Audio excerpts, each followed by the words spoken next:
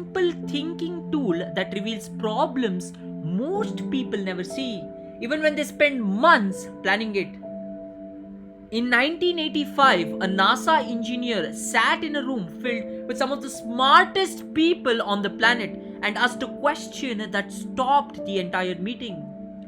For months, his colleagues had been asking the same question. How do we make the space shuttle safer? How do we reduce launch risk? How do we improve the launch sequence? Smart questions, reasonable questions, but this engineer asked something completely different. He didn't ask how to make it work, he asked how to make it fail. And that single question exposed problems months of forward planning had completely missed. The model he was actually using has a name. It is called inversion. By the end of this video, I'm going to give you a 4-step inversion protocol that takes 15 minutes and reveals problems that months of forward planning completely misses. It's the same protocol used by Charlie Munger to build one of the greatest investment records of the 20th century, by Jeff Bezos to decide which businesses Amazon should never enter, by the Stoics to prepare for every catrosphere 2000 years before modern psychology had a name for it. Almost no one teaches this deliberately. Almost nobody uses it unconsciously. Today, that's going to change. My name is Chetan. Welcome to the First Principles Club, where we don't just learn ideas, we rebuild them from ground up. Here is how almost every human being approaches every problem they face. You identify what you want, you ask how do you get there, and you move forward toward that goal.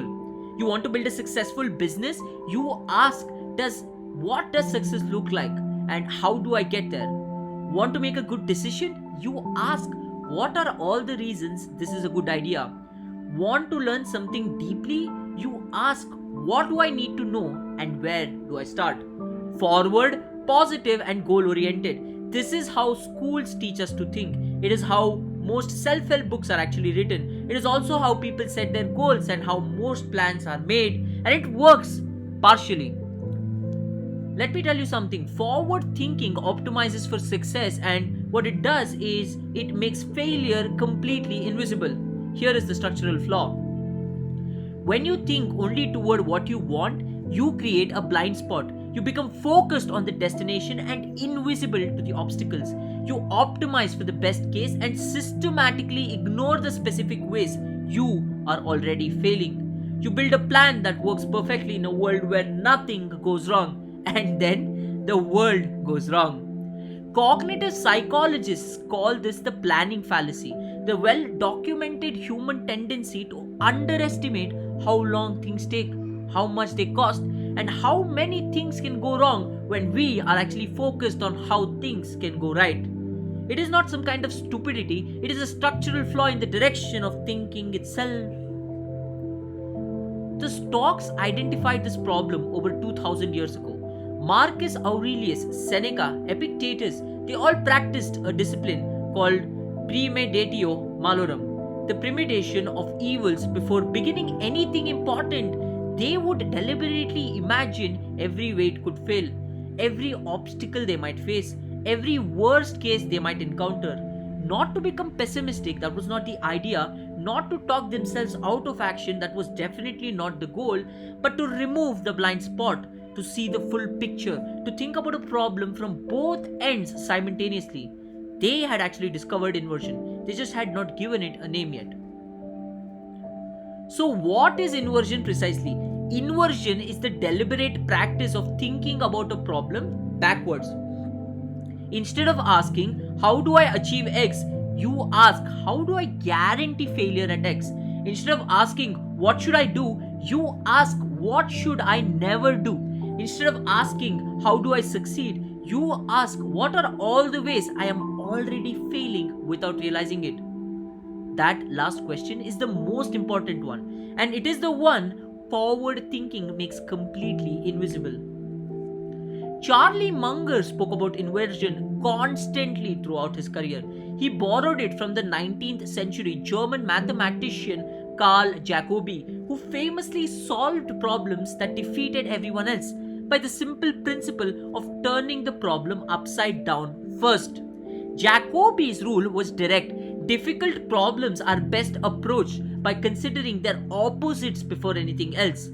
Munger actually went on to apply this to everything. He had a line he returned to again and again: inward, always inward.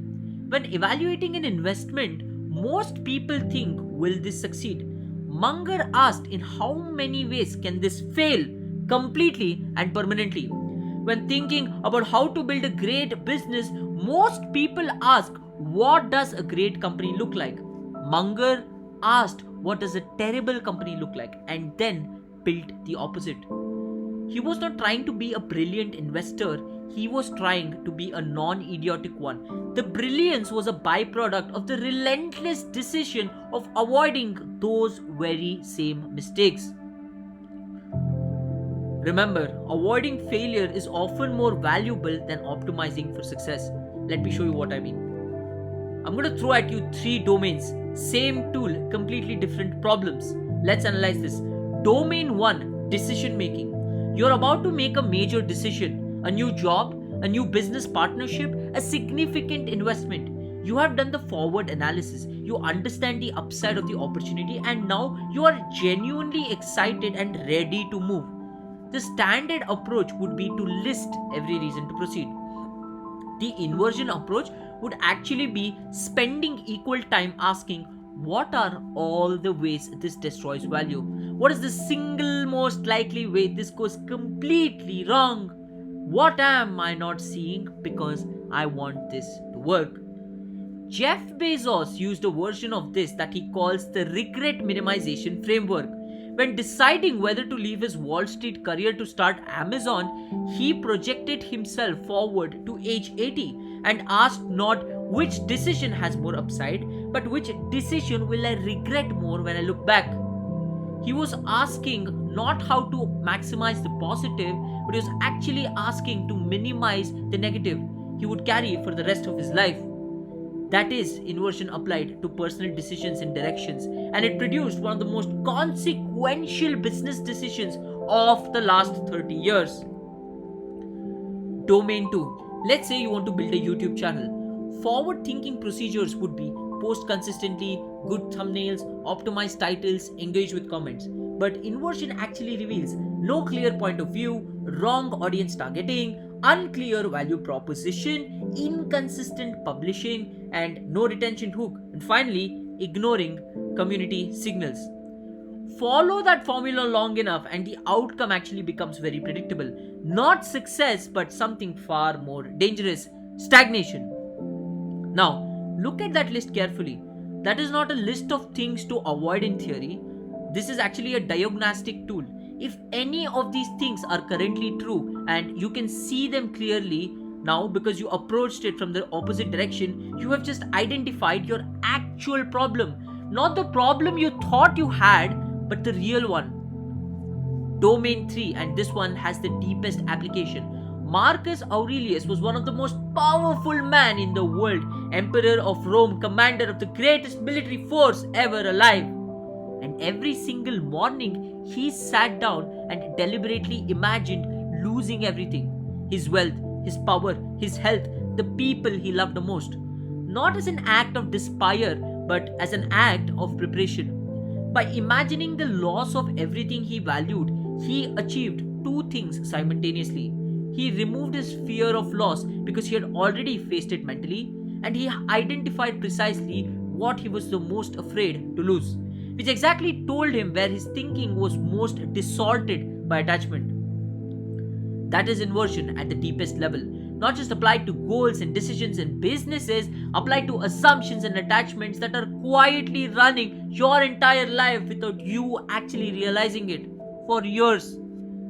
What are you most afraid to lose right now? Invert that fear, sit with it, watch how clearly it shows what you've been refusing to see for years. 15 minutes, 1 problem. Here is the protocol. 4 steps, and before I actually give them to you, I want you to be honest about something. This process is actually deeply uncomfortable. Step 3 especially, and it is supposed to be. If you run through this and actually feel nothing, it simply means that you have not gone deep enough. Let's get started. Step 1. State the goal clearly. Write down exactly what are you trying to achieve in one specific sentence. Remember, vague goals produce vague inversions. The goal is to be absolutely precise with what you want. Step 2. Invert the goal completely. Ask, how do I guarantee the opposite of this? How do I make this fail with certainty? Write down every answer you can find. Do not filter, do not judge. Write everything, no matter how uncomfortable you actually feel. Step 3. Look for what is already true. Go through your failure list and ask, am I already doing any of these steps? Is any part of my current approach on this list? This is the step that hurts. It is also the only steps that goes on to change absolutely everything. Step 4. Build your avoid list.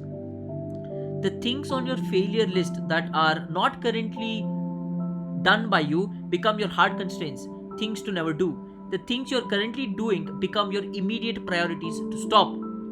15 minutes, any problem. Every time it will show you something that hours of forward planning absolutely missed. Forward thinking is optimistic by nature. It forces on what we want to happen, and optimism creates systematic blind spots around the specific ways things can actually go wrong in the world. Inversion is not pessimism, it is completeness. It is the practice of seeing both ends of the problem simultaneously, the destination and the obstacles, the upside and the catastrophic downside, the path forward, and every way the path is already blocked. The NASA engineer was not being negative, he was being thorough. He was looking at the problem from the only angle that reveals what forward thinking cannot see. Most problems are not solved by finding the right answer, they are actually solved by eliminating the wrong ones. Munger was not trying to be brilliant, he was trying not to be an idiot. The brilliance was what remained after the idiocy was removed. The Stoics were not trying to be fearless, they were trying to see clearly. The courage was what remained after the illusions were stripped away. The NASA engineer was not trying to be a hero, he was trying to find what everyone else had missed. The insight was what remained when he looked in the direction nobody was actually looking. Inversion is how you find what remains. Every problem you face has two sides. The side everyone looks at, forward, toward that goal, towards success, toward what you want, and the side almost nobody looks at, backward, toward failure, toward the specific ways you are getting in your own way. The people who consistently outthink everyone around them are not the smartest. They are not the most hardworking people. They are simply looking in both directions while everyone else is still looking at one. The NASA engineer, Jacobi, Marcus Aurelius, Charlie Munger and Jeff Bezos, they all belong to different centuries, different domains, different problems, one absolutely powerful shared habit. They always asked the other question. Your challenge right now, not this week, right now. Pick the one problem you are the most stuck on, the decision you keep putting off, the goal you keep chasing without getting closer. Run the 4-step protocol. 15 minutes, write it down. Be honest about step 3. Because step 3 is where the real work is, and step 3 is where most people stop. Before you go, I want to ask you one question, uncomfortable question. Drop the answer of that question in the comment section. What is the one thing you're doing right now that, if you're honest with yourself, you already know is making you fail? I read every single comment in the first 48 hours. The most honest answers from the community become the seeds for the next video. You're not just commenting, you're thinking out loud, and you're actually co-creating with us. And thinking out loud, as Freeman knew, is where real understanding begins. If this is the kind of thinking you're after, tools that do not just sound good but actually change how you see problems, First Principles Club is exactly where you should be. Hit the subscribe button, turn on the notification. Tomorrow, we go deeper. The next video is on second order thinking. The reason intelligent people consistently make bad decisions, and the one cognitive shift that lets you see 3 moves ahead while everyone else is reacting to just one. It's going to be up right here. Ladies and gentlemen, boys and girls, think from scratch. build what matters. I will see you tomorrow.